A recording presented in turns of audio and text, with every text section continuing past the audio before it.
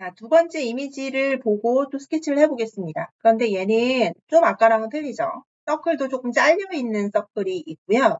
좀 각도가 있는 선들이 그려져 있고요. 또 그렇죠. 복잡하게 그려져 있습니다. 근데 여기도 어디를 원점으로 할 것인가가 중요한데 그것도 뭐 선택을 좀 해보겠습니다. 제가 이쪽 그려볼게요. 이쪽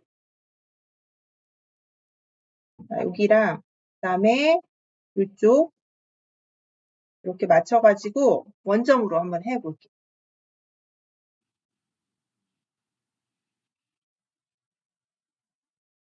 그러면 먼저 스케치를 새로 하면 좋겠죠. 그래서 얘를 숨길 거예요.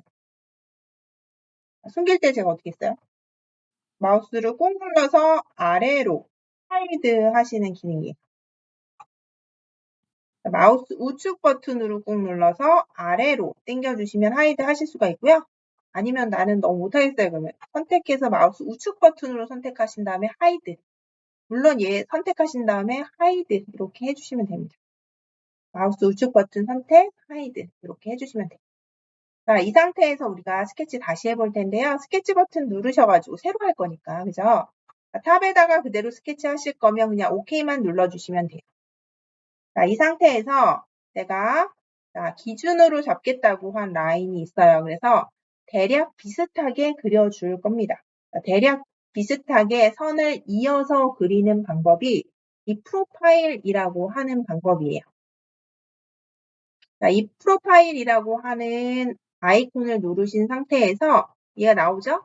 자, 이 프로파일이라는 건 뭐냐 그러면 라인과 아크를 번갈아 가면서 연결해서 그리는 방법이라고 보시면 돼요.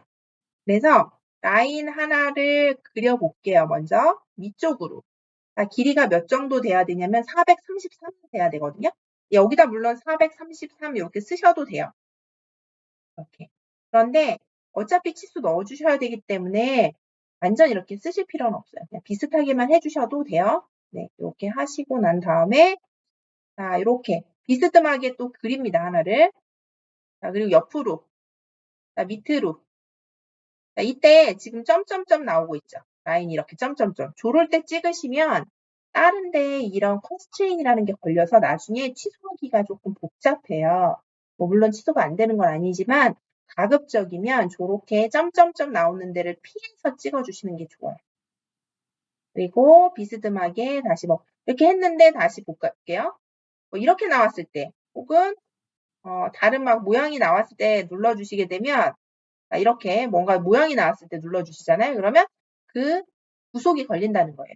저 구속이 걸리지 않도록 가급적 잡아주시는 게 좋아요. 그런데 같은 라인 선상에 그려야 되는 건 당연히 점점점 나올 때 찍어주는 게 좋겠죠? 이렇게 마무리할 때는 ESC 한번 눌러주시거나 마우스 가운데 버튼 한번 눌러주시면 됩니다. 뭐 똑같지는 않지만 비슷하게 그려진 거 보실 수가 있어요. 자, 이렇게 보시게 되면 이제 그려졌는데, 자, 여기 433은 그리면서 치수를 줬더니 여기 그려졌네요. 그죠? 자, 그 다음에 위쪽으로 몇이에요? 207을 주던가 640을 주던가 둘 중에 하나만 하셔야 됩니다. 자, 아까도 말씀드렸지만 치수가 다 중복으로 들어가실 수는 없어요. 그래서 207이 중요한지 640이 중요한지에 따라서 치수를 넣어주시면 돼요. 저는 640으로 한번 넣어보겠습니다. 앞으로 빼서 자 640. 자 그리고 여기에서부터 여기까지가 180이라고 나와요. 180. 자 그런데 보니까 여기 180이라고 되어 있는데 여기가 거꾸로 됐죠. 걱정 안 하셔도 돼요. 포인트를 잡고 당기시면 돼요. 포인트를 잡고 당기시면 이동이 됩니다. 자, 여기 35예요. 맨전 다시 35 넣어주시면 됩니다.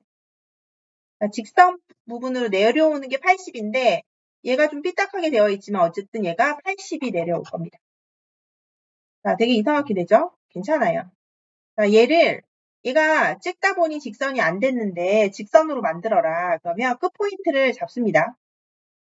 그래서 드래그를 하다 보면 뭔가가 만날 수도 있고 안 만날 수도 있어요. 근데 잘 안 되잖아요. 그러면 굳이 이렇게 하지 마시고 자, 선을 하나 잡으시게 되면 이 선에 대해서 어떤 선으로 만들어줄지에 대한 게 여기 나옵니다.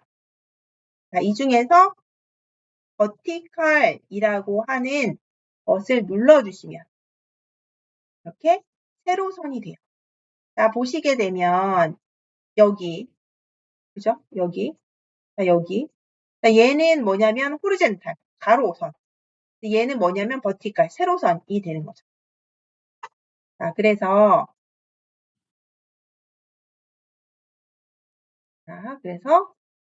선들을 가급적 대략 정리해 놓고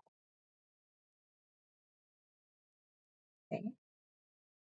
그 다음에 밑에 쪽에 15mm가 있네요. 그죠? 15mm 다시 디멘전